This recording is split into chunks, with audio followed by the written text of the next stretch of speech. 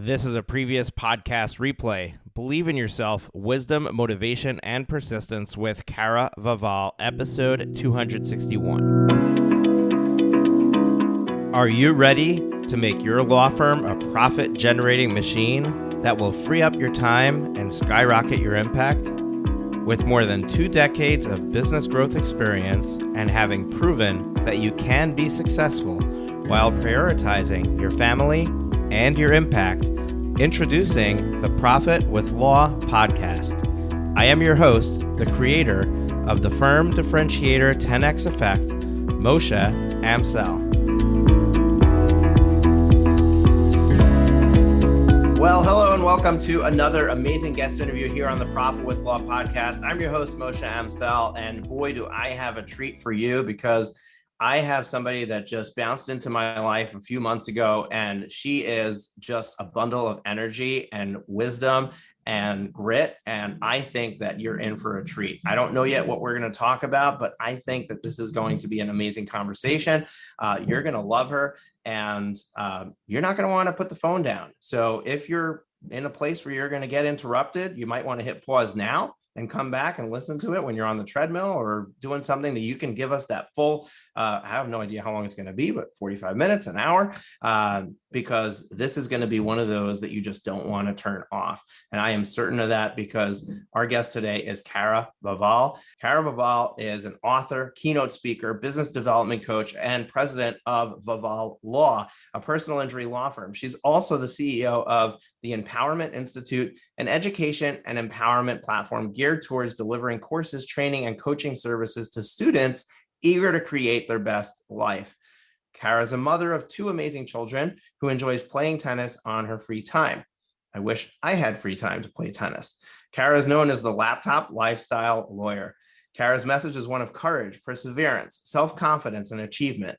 Kara's teachings are about harnessing one's individual unique life journey, gifts, talents, and perspectives to create and build lives, careers, brands, and businesses that bring joy, happiness, and fulfillment to living. And that's why I love what she's doing. Kara subscribes to the belief that when you do what you love, you never work a day in your life. And I couldn't agree more with that. Kara leverages her tragic life experience as her entrepreneurial journey as Pink Cadillac sales director with Mary Kay Cosmetics and her experience building a successful law practice to deliver powerful tested tools, techniques, and methods to cultivate discipline, increase productivity, and deliver results. You can catch her full story in her book, 28,000 Days, Make Yours Count, where she lays out the lessons brought by her successes and failures and her unconventional climb to success. Now, before I bring Kara onto the show, which I'm really excited to do, we're just going to take a moment to hear from some of our sponsors. Finding amazing employees is the toughest job for any business, and especially for a law firm. You deserve to be the law firm owner you've always wanted to be, but you can't get there without a great team. Get Staffed Up helps you build your all-star team by staffing your law firm with incredible full-time offshore virtual assistants. Work with Get Staffed Up to save money and your biggest resource, time, while they find you the best English-speaking VAs in the world. Hashtag delegate your way to freedom. To learn more, go to profitwithlaw.com/get staffed up. profitwithlaw.com/get staffed up. Thanks to our sponsor, Smith AI. Smith AI is a superior virtual receptionist service for small businesses. They specialize in working with solo and small law firms. I discovered Smith AI a couple of years ago and was blown away by their range of services, which are available at a cost any attorney, even those of you in the smallest solo practice, can afford. Their friendly receptionists respond to potential clients in English or Spanish, screen and schedule new leads, and even take payment for consults.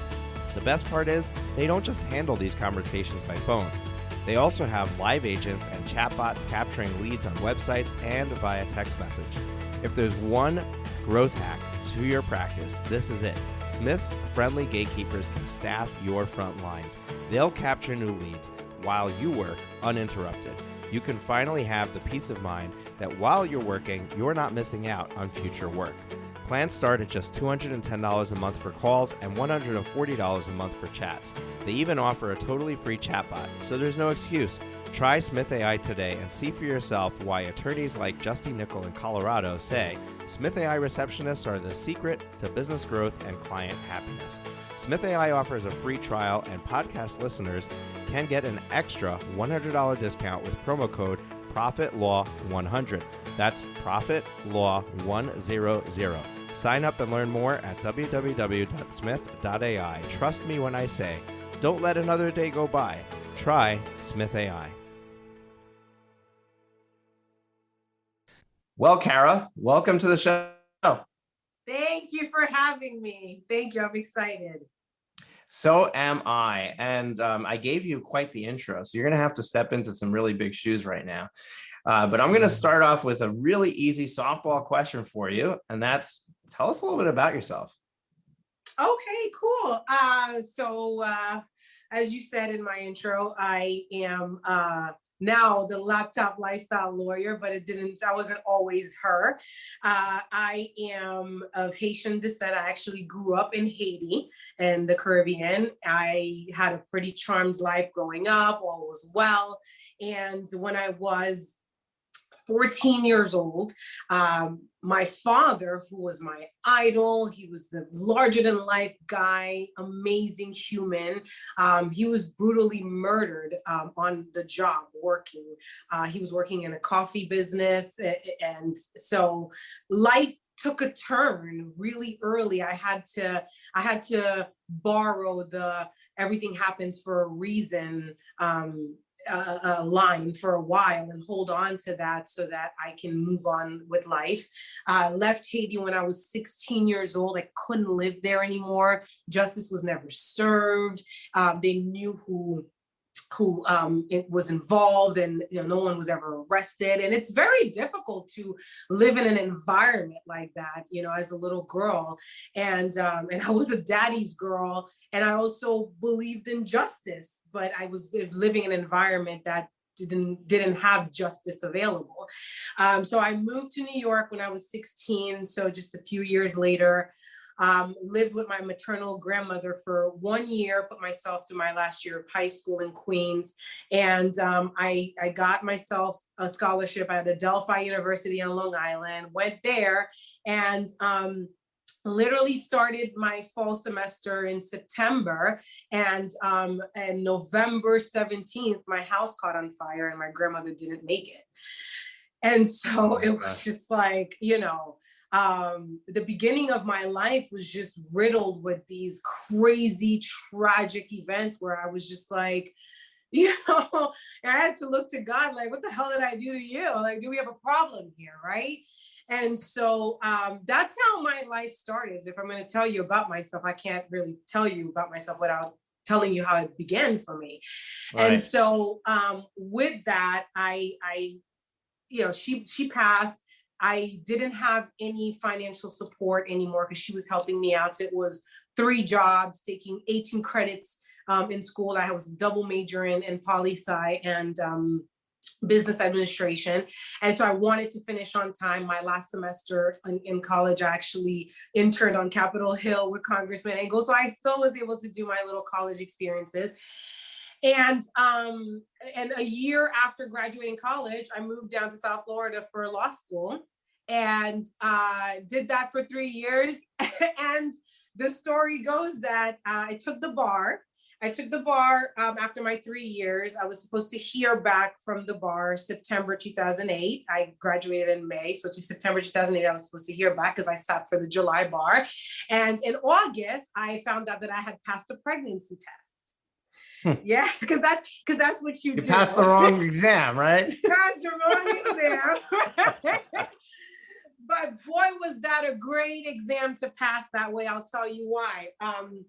At the time, I was clerking with this attorney that I had done my clinic with in law school my last semester, and he was a securities litigation attorney. He offered me a job, and his job that he offered me as an associate came at a salary that was lower than what I was making in Manhattan, right, prior to going to law school, and he he gave me the job, and I think he really was expecting for me to just be that rookie lawyer. He had 40 years experience in practice. He was older and probably just wanted me to come and work and do the thing. But, you know, I was pregnant. I was peeing all the time. I was eating everything. I was super sleepy all the time. And so I did not have the oof, I think that he was looking for. And so since he couldn't fire me, he tried to break me. And so it was a lot of top down, a lot of, you know, I would draft a motion and then he was just throwing at me and say, you know, did you even go to law school? Like, what the hell is this? And so when my son was born, 9 months later, I had unpaid leave. Originally, he was only letting me 6 weeks. And I said, look, I need 3 months. That's fine. Don't pay me. And of course, Sally Mae back then, now it's Navient, but back then Sally Mae, she wanted her money back. And so I needed the job. So I stayed until I had my son. And when my son was 3 months old, I really did not want to go back to work, but I needed money. I needed money so bad. And for me, when I have my back against the wall, the only thing I know to do is pray. And so I prayed so hard. I was like, God, please give me something. I need a lifeline. I don't want to go back to work. I don't want to put my kid in daycare. And I don't want to work for this guy on top of it, right? And then miss everything with my kid for this, to put money in this guy's pocket. And so my answer to prayer really came in the form of a woman walking up to me at a Target nearby my home, offering me a facial with Mary Kay Cosmetics. And she came, she did her thing. The whole time I'm like, how much money can this woman possibly be making? She was really put together. She was an architect who was doing this full time. I'm like, you know, what is in this cream, right? So by the end of our time together, I became a Mary Kay consultant. I spent $100. It was really one of my last hundreds left. And I started selling Mary Kay with my law degree and bar license in hand, you know, and I just started. Because that's your key selling point, right? Yeah, listen, and it's crazy because, you know, I tell people all the time, I bought my freedom for $100. And that's how I started in my entrepreneurial career. I was doing that. I drove the pink Cadillac. I got the cars. I did all of that. And through my Mary Kay success and with the Mary Kay money I was making, selling these skincare and color cosmetics and lipsticks. I remember my mom said, you went to law school and now you're selling lipstick? You know? Like, who does that? But guess what? That lipstick business funded my law firm. And so here you are, you know, here we are 12 years later, running a super successful personal injury law practice down here in South Florida. And, you know, I did it really because I had a need. Originally, I just needed to have this business to help me make a living and not have to sacrifice being a mom. I wanted career, but I also wanted mom. And so, yeah, here we are. And now I'm, you know, the whole laptop lifestyle lawyer came to be. We could talk about that, but I'll catch my breath, let you ask the questions, and I can talk nonstop. Are you still a Mary Kay Cosmetics saleswoman? No, I did it for 5 years. And when I was pregnant with my daughter, I really wanted to maximize my law degree. I said, you know what? I went to law school. I loved what Mary Kay did for me, for my head, really, because Mary Kay, when you're in these kinds of business, it's a lot of personal development. It's a lot of head work, right? And you got to, because you're learning to bounce back from all the no's and, you know, having this inner fortitude to keep pressing on, even though it's a very, it's very discouraging sometimes, you know, working in sales in the field and meeting strangers and doing skincare classes. And I didn't know these people. But what Mary Kay also did for me is give me the business tools that I didn't get in law school. Mary Kay taught me how to run a business from home, how to have super low overhead and still be able to clean out some really good profits. And that's, that was huge for me. And I took all of these things that I was learning in Mary Kay and applied them to the firm. And customer service and everything was just, I approached it from a business perspective, not just like a law practice. It wasn't just me working as a lawyer. I was running a business. And that's what I teach now to lawyers. But that was all Mary Kay. And so what ended up happening for me was I grew the practice as I was working my Mary Kay business, and I got to a point where it was like, okay, I want to be a lawyer and I want to give this a fair shot. And so I bowed out of Mary Kay, hadn't learned all this great stuff. And then I grew my practice. It's interesting. First of all, I've never shared this on the podcast, but I used to sell Amway. So I also was a multi-level marketing, business owner. So I know exactly what you're talking about. Back when I was doing Amway, the media that we were using was cassette tapes. And I literally had this massive, bag of cassette tapes that was all organized. And anytime I was in the car, I was driving to work, I was driving home, I was driving to clients. Back then I was working in the IT industry. I spent a lot of time in the car and I was always listening to these tapes. And that's why I'm an avid podcast listener, but I miss those. I miss some of the really, just rah, keep it going stories of, that people share, that have done it in that business. But those personal development inputs that you get in those businesses are massive. And if we can harness some of that in what we do, it could really change how we approach every day of what we're doing. And it's so true. You need to be able to persevere. You need to be able to stay consistent. You need to be able to stay true to your plan. We were talking before the podcast about this exact thing. And you learned that in your experience with Mary Kay. And a lot of law firm owners who are going from working for a law firm to starting their own law firm, they didn't learn that somewhere else. And they have to learn it here. And it's very disheartening because you think that you're just going to open a law firm and you're just going to bill your time and you're going to make money and you're going to collect more than you were collecting, in your paycheck. And it doesn't work that way. And it's a real eye opener for people to figure that out. And then to try to figure out how to navigate it.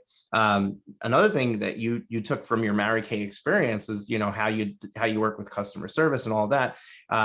And that reminds me of John Strohmeyer, who is another one of our speakers at the Law Firm Growth Summit, which I didn't do in your intro, by the way. So Kara was one of our speakers at the Law Firm Growth Summit. So thank you very much for coming and presenting and sharing with our audience. John Strohmeyer used to work for Four Seasons as a hotel manager, the night manager in the hotel. And he has a thriving practice. And he just started, I don't even know if he teaches it for money, but he started his own podcast, and he teaches how to approach your law firm from the place of stellar customer service based on his experience at the Four Seasons, where everything that they did was about providing a certain experience to somebody who walked into any of their hotels. And they wanted you to have the same experience no matter which hotel you walked into. And if we approach that for our law firm, where every client gets the same experience, that will also drive a lot of what you do, like systems and processes, and making sure that everything is done exactly the same way with each person, so that they're all having, if they're all walking away with the same amazing experience, then they're all going to be the same amazing review. They're all going to be the same amazing person who goes out and gets you more clients because they love the experience they had. Customer service is, stellar customer service and customer experience is the foundation of a good business. And if you're missing that, that piece of it, everything will fall apart, because all the work that you do on the front end to drive people through the door gets lost when they don't have that stellar experience. And that means you have to work so much harder to keep bringing people through the door. And ultimately, it becomes so hard that you probably can't exist or can't sustain it. So I love that. I want to go back to your personal story and just say that, oh my gosh, losing your dad in that way at that age must have been unbelievably difficult for you. I didn't know this about you, so for me, it was traumatic for me to hear it now. So you're used to talking about it, but unbelievably, I'm a paramedic, so I've been exposed to a lot. But to know somebody who's gone through that level of trauma, on that level is, it makes it more personal, it makes it more real. And I just want to, it's much later in life, but I just want to share with you that, I empathize with you, and I'm sure that your dad is looking down on you and really, with a smile on his face, knowing that you're leading this amazing life, that he was raising you for, and your grandma too. So these stories they're heart-wrenching, but they also make you more resilient. They make you the person that you are. And that's why we're here having this conversation. So it's your story to tell. And I appreciate you being willing to share that with us so openly right at the beginning of this show. I'd love to now move away from that a little bit and talk about your experience in law. First of all, I was surprised that you chose personal injury and not criminal. Judging from your story, I would think that part of your motivation of becoming a lawyer has to do with the fact that there was no justice for your dad's death. So tell me about that. Am I on the right track there with what your motivation was, and how did you end up in personal injury? I will tell you, my motivation was I wanted to make my father proud with my choice of career, with what I did with my life. And, I appreciate you saying that, he would be smiling down on me, because I've done everything in my life to create that smile. Really, that's been what's been the driving force in my life is, everything I do, every move I make, it's like, what would my dad think? What would that honor him? Just if I ever become, I always say, if I ever become half of the human being that my father was, then I've done an amazing job at living my life. I mean, he was just a tremendous human. And my motivation was more from that perspective. I went to law school partly for that, and partly because people said, you talk a lot, Kara, you should be a lawyer, because I can talk. And so there was that piece. Criminal law I never could touch, believe it or not, because I could never represent someone that I believed was guilty. Oh, I could not do it, no matter how skillful criminal defense lawyers become and are able to do that. I could never do that. And and I know some people need that kind of representation, but I was on the victim end of it. It wasn't like I had, this was something that, for my heart to be in it and to passionately and zealously represent someone, I would have to 100% believe that they were innocent. And to be honest with you can't really make a living doing that. And so PI is really where I can serve clients, get them justice, and put money in their pocket, and they're always happy. I practice a bit of immigration and a bit of family law. That's really heavy energy. I'm a very energy person as well now, more than ever. So I can't have my work bring anything but pure joy, pure bliss, pure satisfaction. And writing checks to clients is the way that I achieve that in practicing law. So yeah. Yeah, it's interesting that you put it that way, that you pay the clients rather than the clients pay you. It's an interesting perspective on contingency, which I never thought of it that way.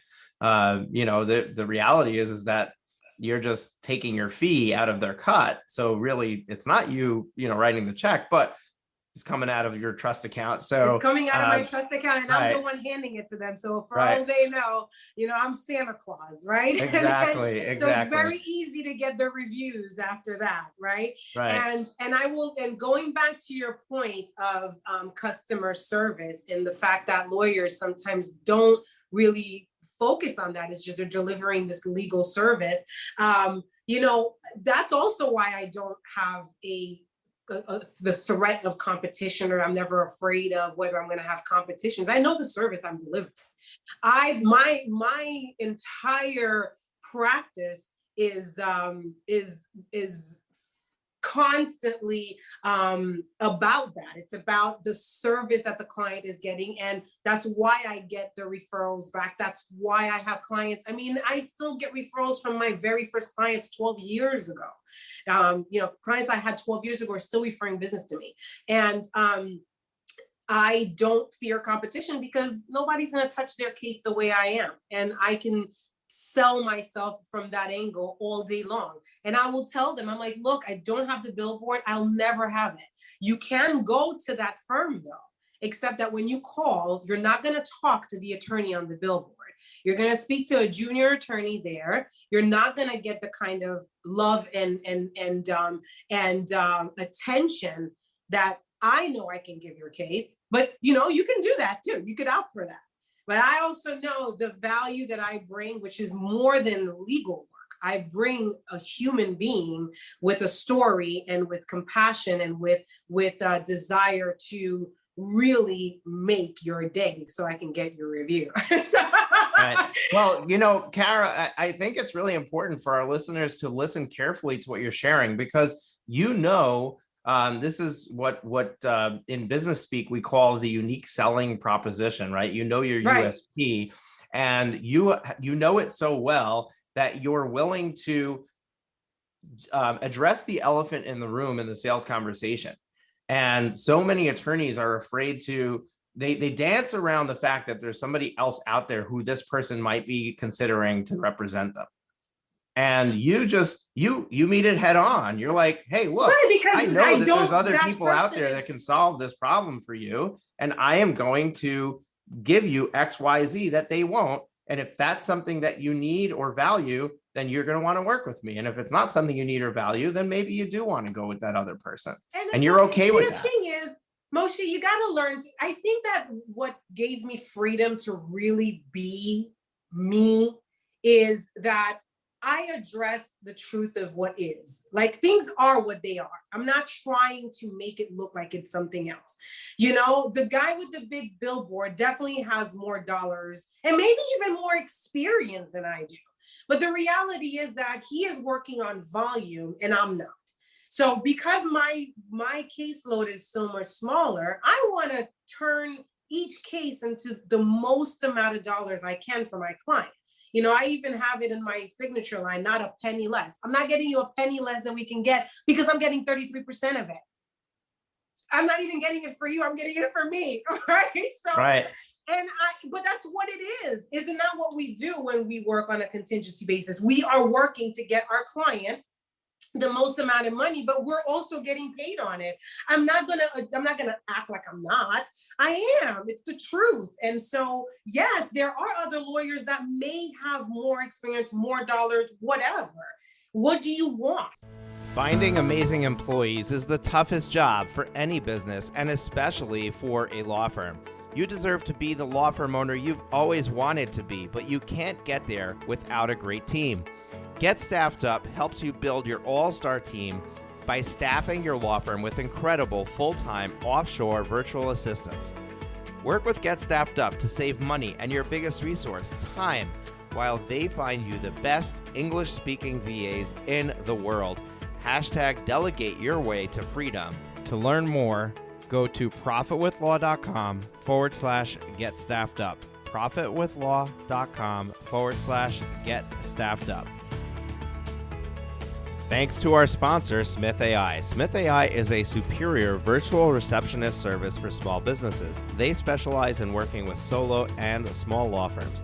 I discovered Smith AI a couple of years ago and was blown away by the range of services, which are available at a cost any attorney, even those of you in the smallest solo practice, can afford. Their friendly receptionists respond to potential clients in English or Spanish, screen and schedule new leads, and even take payment for consults.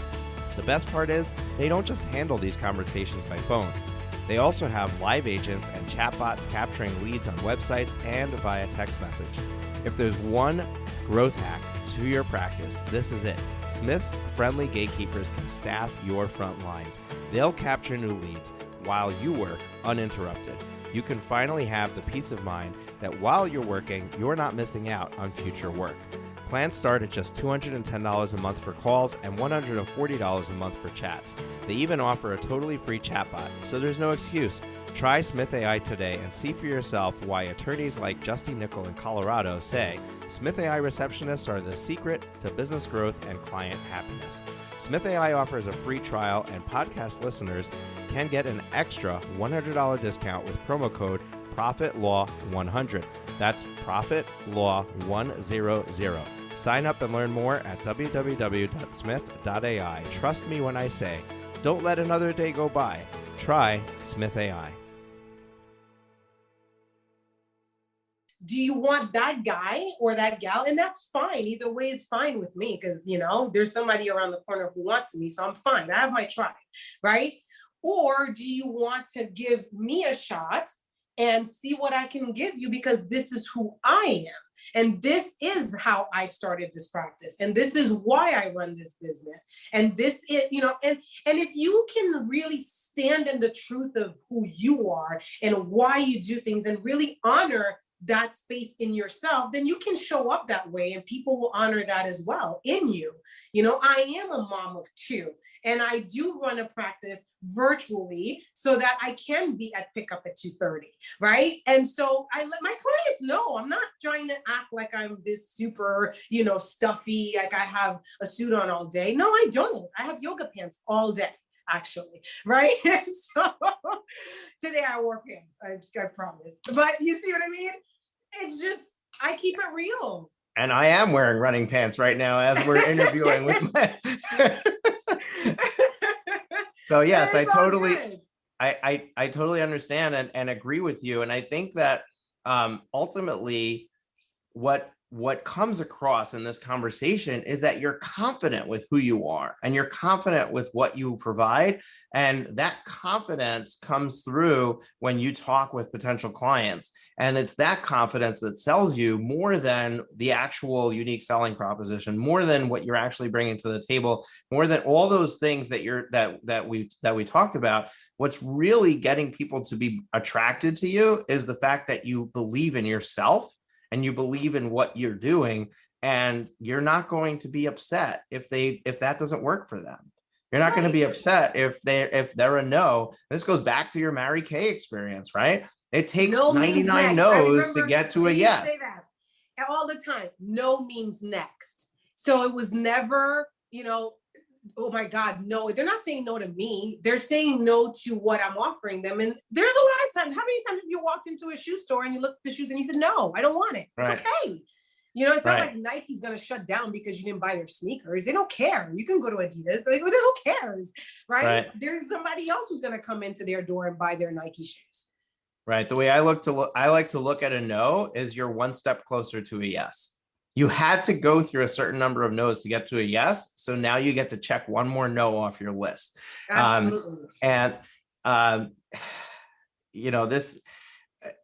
This conversation, it's interesting because it's taking a life of its own. It's going to where it wants to go. I don't know that we were planning to talk about selling, but the reality is that a lot of attorneys struggle with this because they're not salespeople. And I want to switch gears for a moment because you don't have to be a good salesperson. Okay, so because the whole they're not selling. Did you sell yourself to your wife?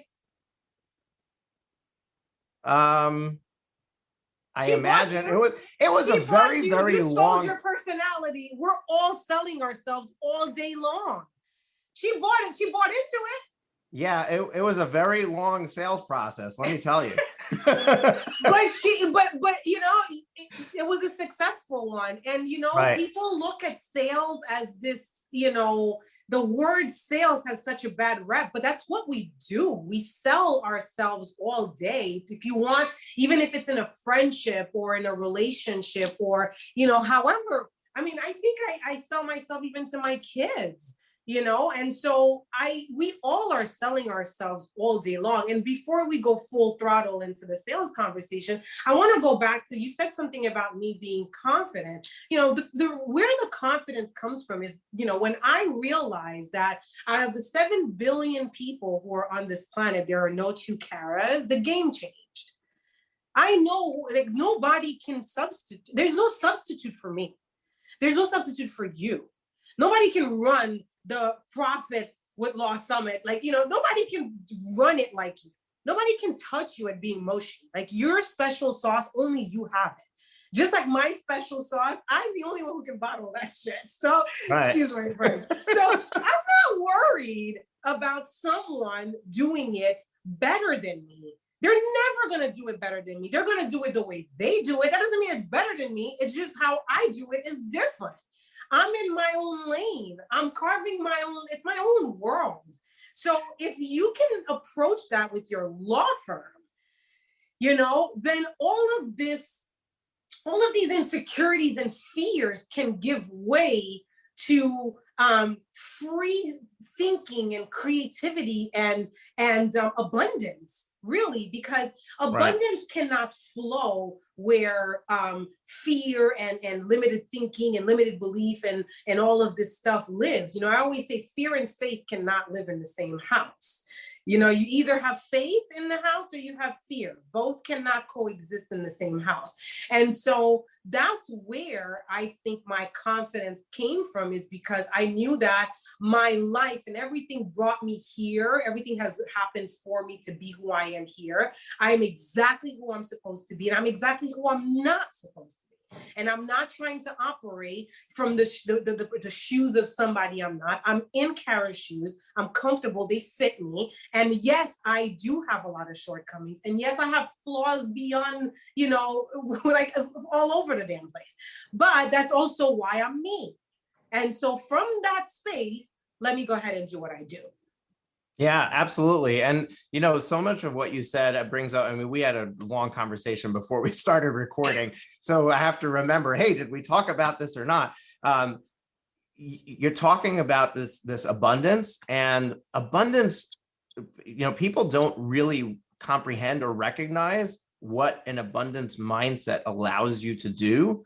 But if you truly embrace abundance, you will solve 99% of your problems, because abundance allows you to approach the workplace, the marketplace, with an understanding of the fact that there is not a finite pie for us to grovel over, and I'm trying to get the biggest slice I can, but rather the pie can be as big as I want it to be, and there's enough for everybody. And when you do that and you recognize that there is no such thing as competition, that like you said, I bottle my own sauce, right? I'm who I am, and I'm going to serve my market. Back in May and June of last year, we did a series of podcast episodes and interviews, all leading up to a promotion for information products. Okay. I'm a big believer that attorneys have a unique opportunity that they are not using. It's an untapped market, an untapped potential, because the people that you serve, not all of them need legal representation, but all of them need advice on how to fix their problem. And we're in the business of charging for representation and not charging for advice. And if you can figure out how to find the person the step before they need the legal representation and give them that advice for a fee, then you have a whole nother practice area you've opened that opens up an opportunity that now creates your own market, because they were never shopping for an attorney. So now they go through your thing, they go through that process. And if at the end of it, they've solved their problem, great, mission accomplished. But if they haven't solved their problem, then where are they going to go for their legal representation? They're not moving to anybody else. You already got them this far into their journey. The next step is naturally you. So I believe that with an abundance mindset, you can look for opportunities of how to create your own pie. And absolutely. And I think that it doesn't stop there. I think that it goes to the questions of, when do I hire somebody? In the conversation that we were having before, you said, your business will tell you when you need to hire somebody. And I'm a little bit at odds with you there, and maybe not at odds is the wrong word, but I think a little bit differently. I believe that you create the firm that you want to have by taking the actions necessary before they're necessary. So if you say, okay, I want to have, at the end of this year, I want to have a $2 million law firm. And right now it's a $500,000 law firm. And I'm using top line revenue, even though I'm allergic to using top line revenue, because that's something that our listeners will be able to relate to. I like focusing on the bottom line, what you're taking home. But let's just use this as an example. So that's a big threshold to cross, 500,000 to 2 million. You know that how you can do that in 1 year? By picturing, what does my firm look like when it's $2 million in revenue? How many people do I need to have working for me? How many leads do I need to have coming through the door so I have the clients necessary to produce that?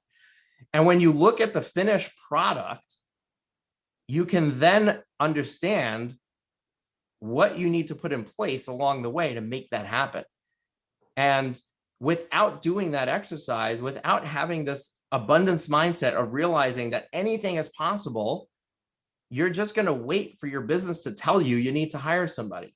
But if instead you purposely hire somebody because you know that we're going to $2 million and I'm going to need another attorney, or I'm going to spend $4,000 a month of marketing, even though I can't afford $4,000 a month of marketing right now, because I know that in order to bring in 2 million in revenue, I need to be spending 4,000 a month in marketing. You're going to make those tough decisions based on where you're headed, based on what you're stepping into. And that solves so much of the things that we struggle with every day. I don't know if I should do this. I don't know if I should do that. Well, just believe that if you take the actions that somebody who's a $2 million law firm is going to take, that you will attract $2 million of business and you're done. Consider it done. And people have such a hard time wrapping their head around that, and a hard time taking the risk of making moves before they're ready, before, right. Everything is in alignment and I'm all set up for that. And that goes back to the fear and faith comment that I just made. You can't operate in fear and still be able to take these kinds of leaps in faith that you're talking about, because it takes a lot of, believing in yourself is a whole topic, right? We could delve into that. That's just way deep, right? And then believing in the unseen, because that's what you're taking, these steps into, is to step into the unknown, into the the uncreated yet. You're trying to create something and you don't even know if that's going to work out for you. And so all of that, I think, is what all in all stops people. And you got people with great quote unquote potential who just stay stagnant in the same space for years. And, it's way smarter than, I've had a conversation with lawyers and I'm like, damn, this guy is really smart, like so much smarter than me. But yet I'm living a much better life because I am able to step into faith and I'm able to take risk and bet on myself. And so it's really ultimately what you think you are capable of doing, and whether you're just going to have the, just the cojones, so to speak, to just go out and get it. Right. And you know what? It takes something. And Kara, it's calculated risk, right? No, we're not going to sit here and tell you, hey, go bet the farm. Just, it takes risk to have reward. Just go and, spend every dollar you have and borrow money on credit to be able to make it. without a plan. No, that's not what we're saying. What we're saying is that you need to believe in yourself enough that you remove the fear from the equation so that you can take those risky steps that's necessary to accelerate your success. Any lawyer in business long enough will ultimately eventually get to a point where they feel like, okay, I'm successful. But why would you want to wait 25 years to be bringing home $250,000 a year in income? Why not this year? Why not this year? You know, whatever that number is. Why do you want to wait 25 years? Do you know what the opportunity cost is? What is opportunity cost? Opportunity cost is, what is it costing me to not achieve this right now? And if you sit down and you say, it's okay, costing you a life. You're right. It's not just the dollars, but if we use dollars, it's an easy thing to understand. The title of my book, 28,000 Days Make Yours Count. The reason why I used 28,000 days was to break down for people what this life really is. You know, on average, you live a human being lives about 75 years. Some live longer, some live shorter. My dad lived 42. You know, obviously some people live to 100, but on average, you have 75 years here. This is not a dress rehearsal. We're live. Right. And so with that being said, if you have 28,000 days, do the math on how many of them you've already used. You know, every day that you're not achieving what you really, really desire, you're missing that out. Like you're missing out on that in this life. Like it's not like you get it back. And so when you say opportunity cost, it's not dollars at all. It's life, it's lifestyle, it's experiences, it's time with family, it's the traveling that you want to do. It's all of those things. When I said laptop lifestyle lawyer, is because I can crack open my laptop, you know, in Bali and still be making money and being in an environment where I really want to be versus being in an office because, you know, I can't afford to take that trip. You know, that's what it's all about, is you have a practice, you have a business, you have a career, you have a skill that you can be anywhere in the world at any given time, you know, creating abundance for yourself and your family and living your best life. Why not have that versus, you know, what many people settle for? And it's like, you don't have to settle for this. It's like you're got to get out of your own head. And let me just go back and say, one of the things that I know that our legal community is not always into, or, you know, maybe doesn't get involved in, like as you and I did in multi-level marketing, but that self-development work that'll really build your faith muscle is so important. It's like that belief in self, that belief in the fact that you have this universe that is ever supportive of those desires. You know, I always say desire is opportunity seeking expression. You would not have the desire to do the things you want to do had it not been possible for it to actually happen. And the desires you hold in your heart, Moshe, are not mine, and mine are not yours. So evidently you're equipped to bring yours to pass. I'm not over here doing summits, right? And that never even crossed my mind. And so because it's not. And now that you participated in it, it's never going to cross your mind. Right. You're like, that's way too much work for me. It's just not something that I'm created to do in this lifetime, but you are. And so understanding that part of where, you know, for me, I think what really helps me is that it's not just something that like a woo-woo, oh my God, I believe faith. It's an educated faith that I have. It's a faith based on facts.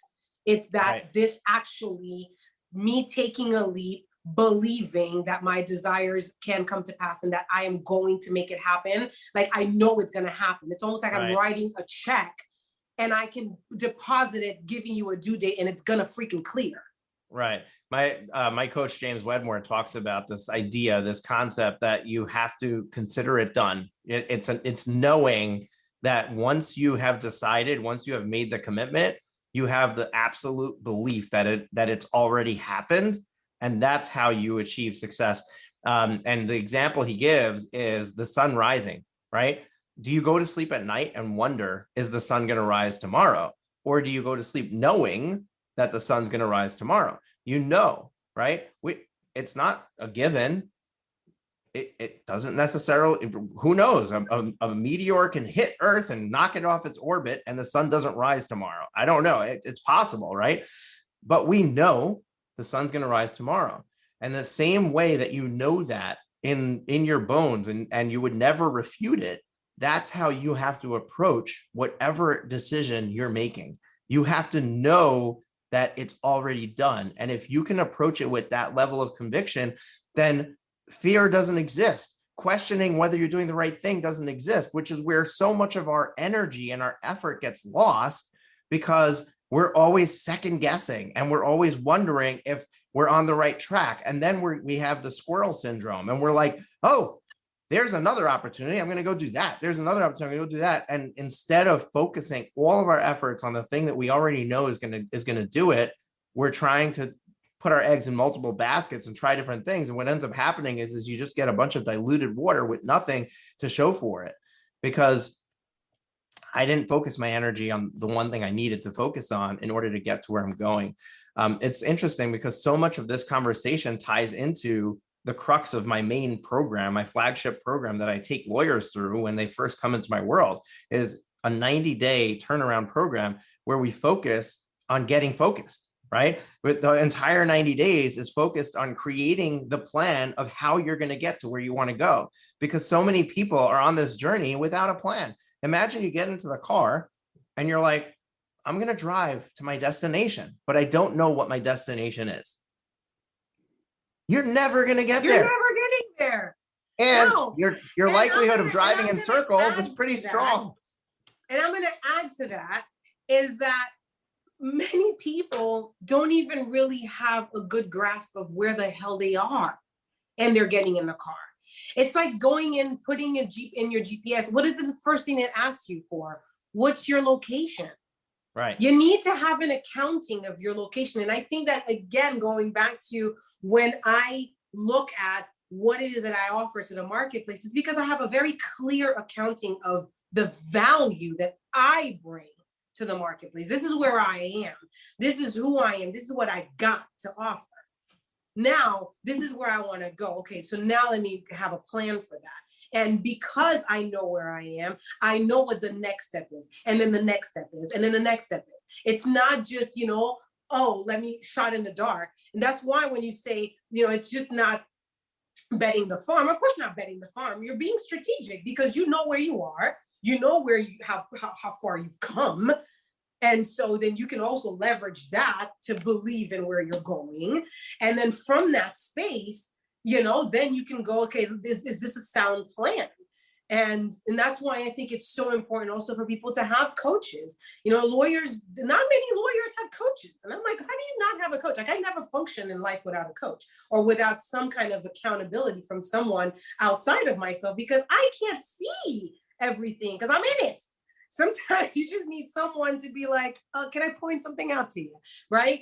And, you may not be able to readily find that around in your circle, but if you have someone who, you can stay in touch with and connect with, that's what I do with my clients all the time. It's just touching base. Like, how are you, and then sometimes, if we don't talk, you can see them veering off. It's like, hey, come back here.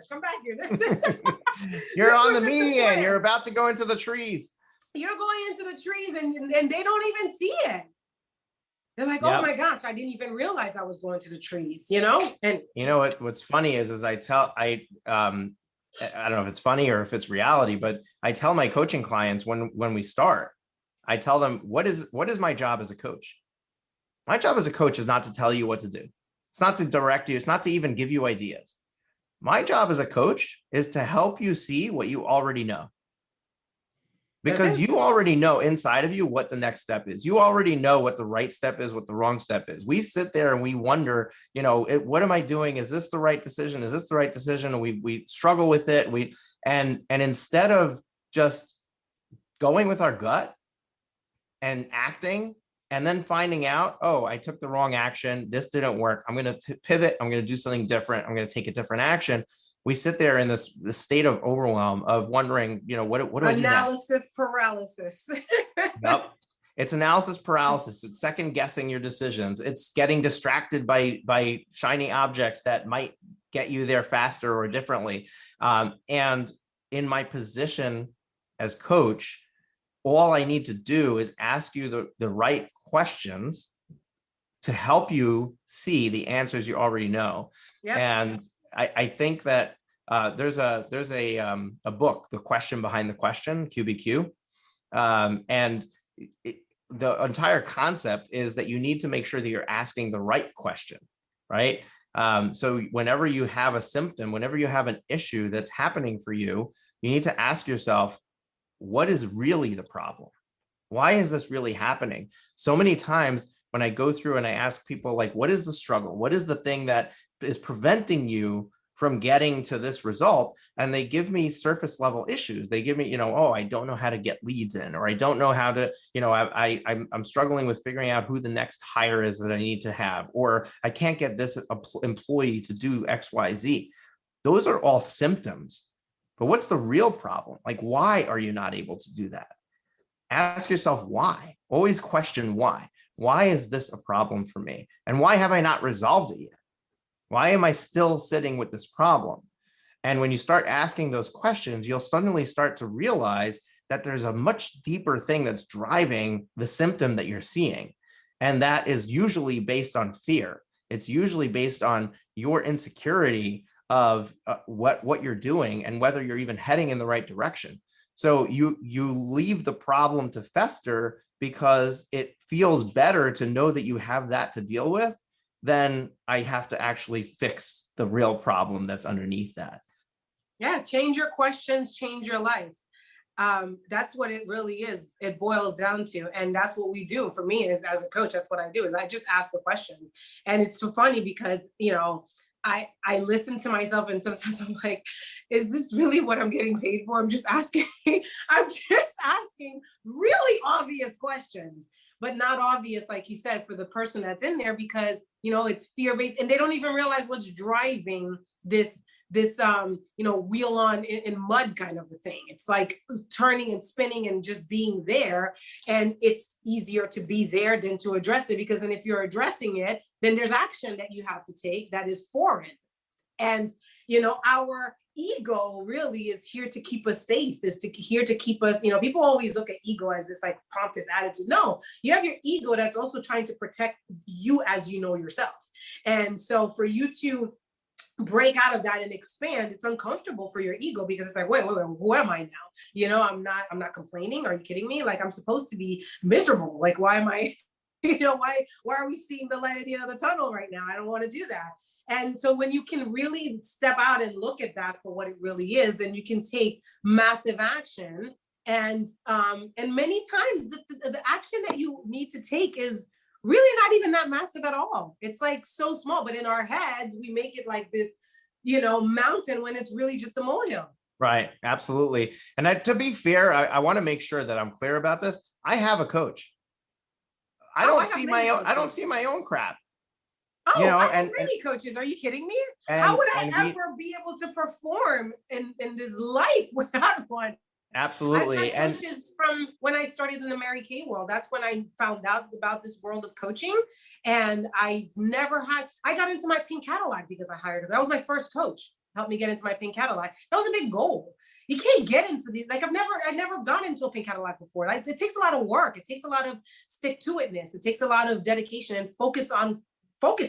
And so if you don't I wasn't used to focusing. I wasn't used to working with a calendar. I wasn't used to, making sure that these tasks that I had my 6 most important things to do, that I didn't let the day close without, finishing these things. These are skills that I developed because I had someone outside of myself come and hold me accountable and help me with these tools. And so, yeah, very important.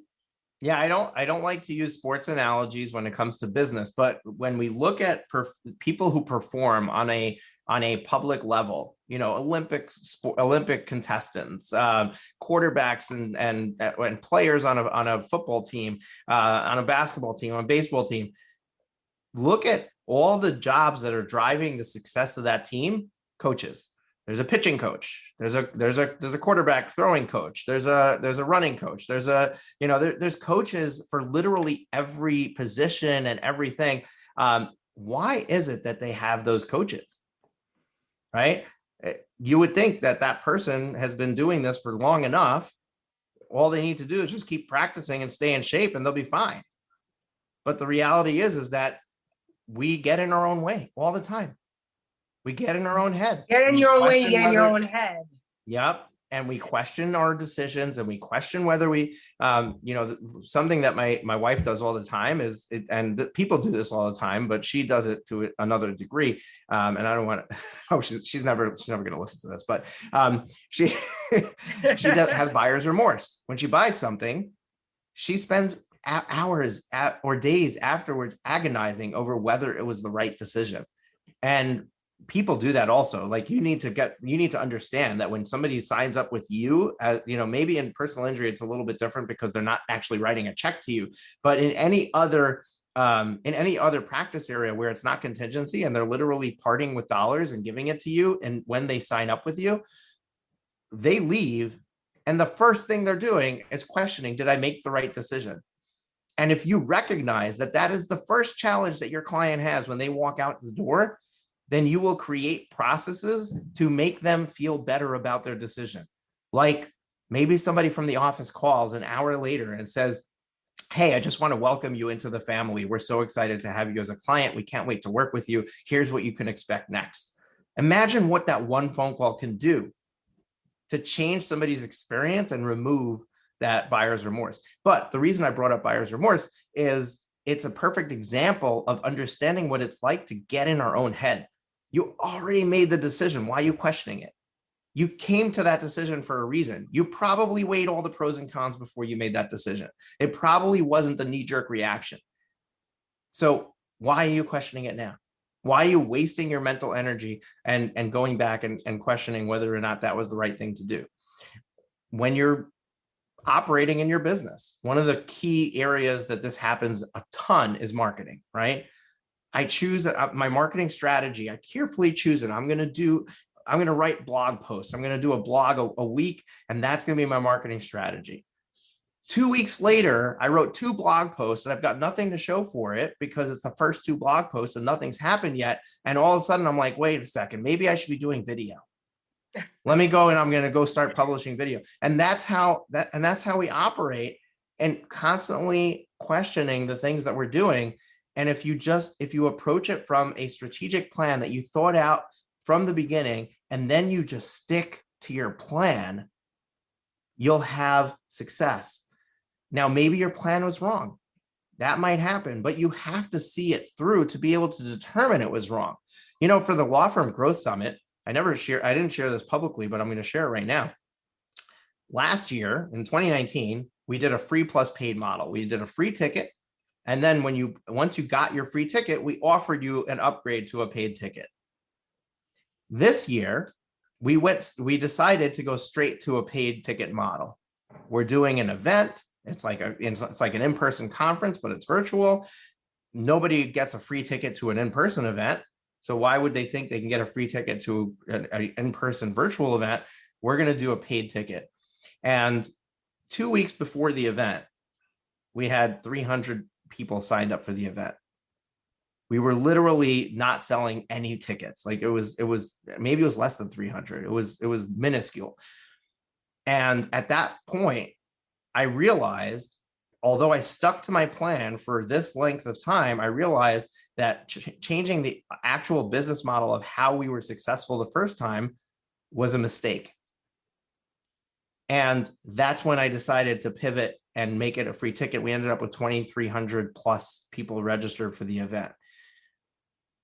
So sometimes that will happen. Sometimes you'll make a decision and you'll see that it was a mistake, but notice that I waited until there was a point of no return. In other words, if I didn't change the model at that point, then my entire event might be a failure. At that point, I said, okay, we have to switch back. And, there's reasons behind why I wanted to go to a paid and without a free, but ultimately it was a major lesson learned for me.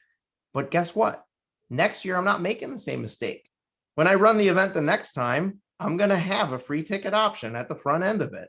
And then I'll have the paid upgrade behind it. We've learned from doing it. We've taken action. We realized that the action was the wrong one. we learn from it, and now we're going to have the right action the next time. So the fact that you took the wrong one is not a failure. It's a success because you've learned from it.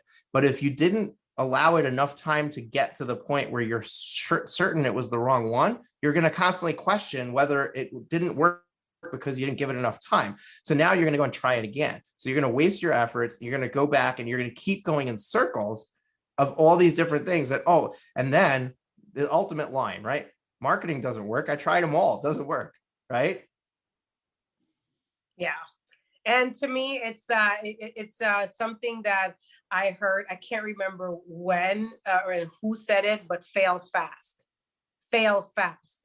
because you are going to fail, and failure is inevitable. And that's why success is so sweet, is because of the failures. And so if you think you're going to launch into this business world and start and never fail, you're so sorely mistaken and disillusioned. It's just not the way it works. Life is a series of failures because you've got to learn from them. They're lessons. It's just, again, it's just the words, sales, failures. They have such a bad rap. They have such such negative connotations loaded into them that we don't see the gift that they are. But ultimately, failure to me is a gift. The faster I can fail, the faster I can learn, the better off I am. And I ask for that. I mean, I literally ask God, like the universe, like, please, whatever I'm doing, if I'm not on the right track, can I realize that I'm screwing up fast, please?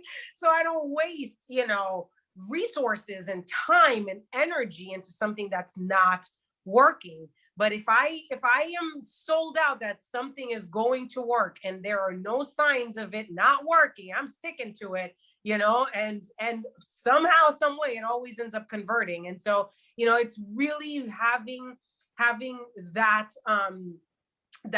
that strength of mind, really, to see failure that way, to look for where you need to make adjustments. And if there isn't anything, leave it alone.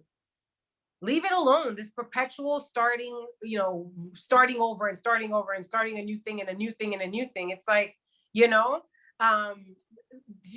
never end up building anything if you can't just give some things time. And we were talking about that right before the call, about you and the summit and your return on that and what that looked like. And you're still putting seeds in the ground. You don't see farmers go out and put all the seeds in, plant for their I don't know what seeds they plant, beans or whatever, and they just rip it right out of the ground. You gotta water it, you gotta let the sun do what the sun does, time has to go by, and then eventually you have a harvest.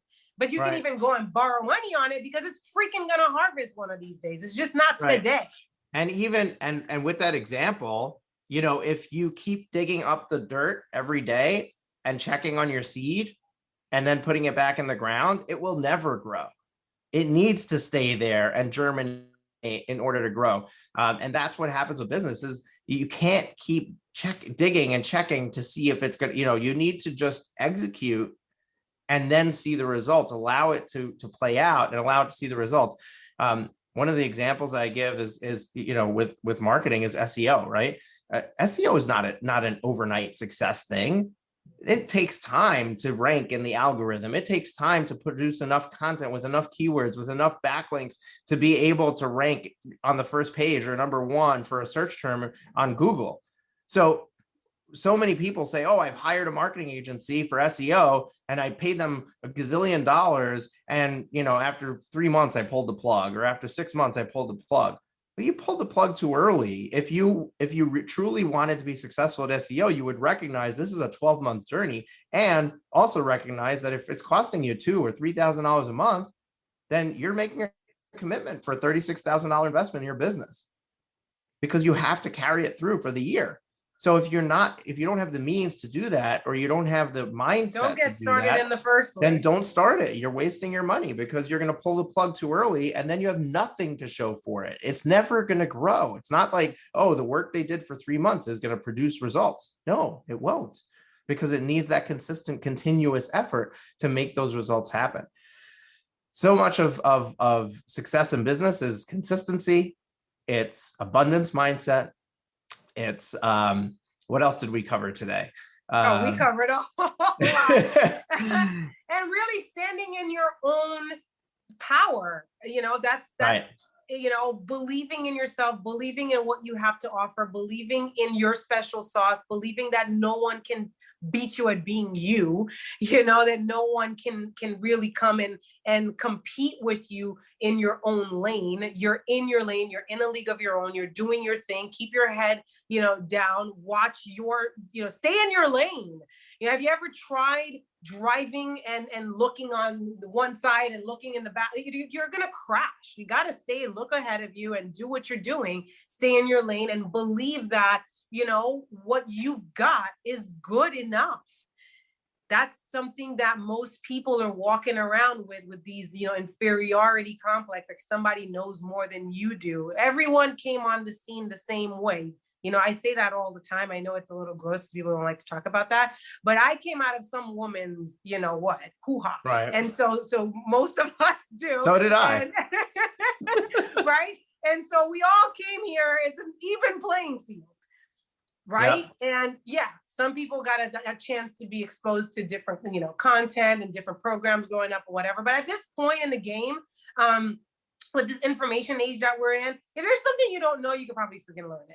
Right. If there's some kind of deficiency that you think you have or whatever, you just go learn it if it's really necessary for you to have that. Otherwise, be good with who you are, be good with what you have, be good with what's going on with you, and then just full throttle press on. Have a clear vision of where you're going and believe enough in yourself to give yourself a fair shot, to give your law firm a fair shot, to be a reflection of this vision in your head.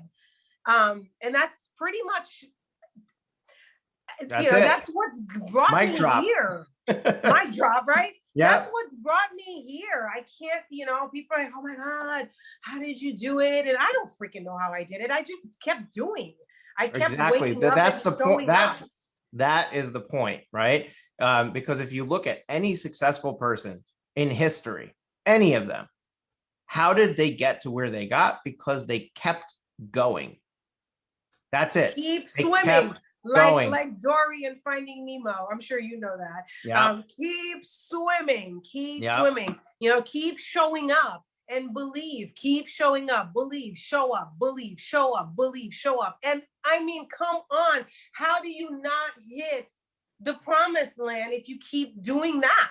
I can't Thomas see Edison, any other. Henry Ford. Can't see any other anywhere else to land but success. If that's what you're doing. And that's what I subscribe to. And guess what? I do have bad days a lot of times.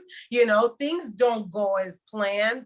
Things come up. Everybody has those, so you're not special if you're having a rough day, like it comes with the territory of this whole human experience thing. But at the end of the day, get up, dust yourself off and try again and do it. Right. I mean, look at Thomas Edison, you look at Henry Ford, you look at Bill Gates, you look at Elon Musk, you look at Jeff Bezos, anybody that you look up to as somebody who has achieved success. Yes, they were a visionary, but the truth is that if you look at it, they didn't have the vision of what they're known for when they started. That's right. Right. What they started with was persistence. I'm going to continue and I'm not going to take no for an answer. And I'm not going to, no matter who was saying no, whether it was the experiments that were saying no, or whether it was investors that were saying no, or it was, in sales that they're saying no, I'm not taking no for an answer. I'm going to keep going because I know that if I stick with this long enough, I will get to a solution. I will get to something that is going to be a winner for me.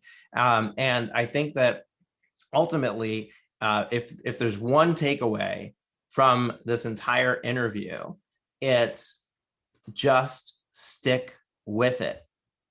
Don't give up. Don't stop your efforts prematurely. Stick with it.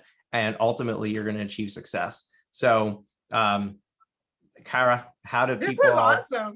how do people follow up with you? How do they take the next step with you if they really enjoyed this interview? Oh, well, they can follow me on social, LinkedIn at Cara Vaval Official. My website, thelaptoplifestylelawyer.com, is also a place that they can find me. They can email me from there. They can DM me. If you just Google me, you'll find me. Awesome. Cara Awesome. Vaval. Well, we will link all of that up in the show notes. It'll be in the description right underneath the podcast. Cara, thank you so much for spending time with us and being so giving with your time and your story and all of your experiences. This has been a great conversation. It's been, we've been all over the place, but ultimately I think that there were a lot of golden nuggets hidden in this podcast, and hopefully you can hear them, probably go back, listen to it 2 or 3 times to catch them all. I know that I will go back and re-listen to it because I really enjoyed what you had to share. And I want to make sure that I didn't miss anything as I was sitting here behind the microphone talking to you. So I want to listen as a listener as well. And folks, if you really enjoyed this conversation and this is your first time listening, you want to make sure you hit the subscribe button so you get notified every time that we release a new episode, and share this with a friend, because ultimately that is how we get people to know that we exist. Imagine if every single one of my listeners shared this podcast episode with one friend. We'd double our listenership, right? So just share it with somebody. Take this one episode and say, hey, this is a must listen. You got to go listen to this conversation with Cara. And we'll have a bunch of new subscribers come in, and that will help us build the momentum and the impact that we're trying to create with the Profit with Law podcast. And we release 2 episodes a week, every Tuesday and every Thursday. Tuesday is just me, yours truly, sharing my insight or lack thereof with you. And every Thursday, I bring you amazing guests like the one we just had with Cara. And I'm so excited to put this out into the world and share it with you. And we'll see you next week. Take care. That's it for this week's episode of Profit with Law. If you have enjoyed the show, please consider sharing it with at least one person. Imagine how many lives we can change if we each shared this episode. Another way to share the episode is on social media. We appreciate your support and look forward to you joining us again next week.